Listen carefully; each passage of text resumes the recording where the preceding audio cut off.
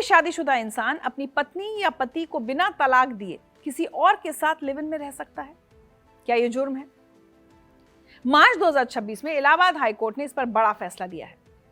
Court ने कहा कि अगर कोई शादीशुदा पुरुष किसी दूसरी बालिग महिला के साथ आपसी सहमति से रह रहा है तो ये कोई अपराध नहीं है।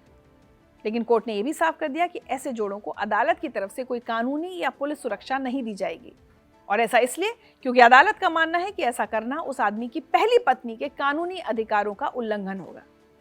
यानी आप साथ रह सकते हैं, पुलिस आपको बेवजह जेल में नहीं डालेगी, लेकिन अगर कोई विवाद होता है तो कानून पहली और कानूनी पत्नी के साथ ही खड़ा होगा।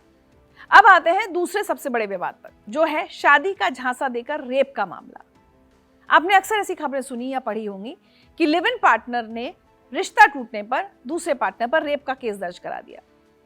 इस पर मई 2025 में सुप्रीम कोर्ट ने एक बहुत अहम फैसला सुनाया। सुप्रीम कोर्ट ने कहा कि अगर दो बालिग लोग लंबे समय तक अपनी मर्जी से लिव इन में रहते हैं तो रिश्ता टूटने के बाद सिर्फ शादी के झूठे वादे का हवाला देकर रेप का केस लगाना सही नहीं है। कोर्ट का मानना है कि जब एक बालिग महिला या पुरुष अपनी मर्जी से एक छत के नीचे पति पत्नी की तरह रहने का फैसला करते हैं तो वो अपनी स्वतंत्र इच्छा से ऐसा करते हैं। अगर आपसी सहमति से बने एक लंबे रिश्ते में बाद में कड़वाहट आ जाए तो उसे रेप का नाम नहीं दिया जा सकता। लेकिन ये सारी आजादी और सहमति नाबालिगों यानी कम उम्र के बच्चों पर लागू नहीं होती। पंजाब और हरियाणा हाई कोर्ट ने मार्च 2026 में इसे लेकर जीरो टॉलरेंस नीति अपनाई है।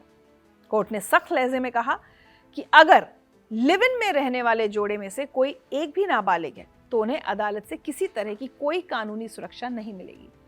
बच्चों की सुरक्षा के मामले में कानून कोई नरमी नहीं बरतेगा और सख्त एक्शन लिया जाएगा।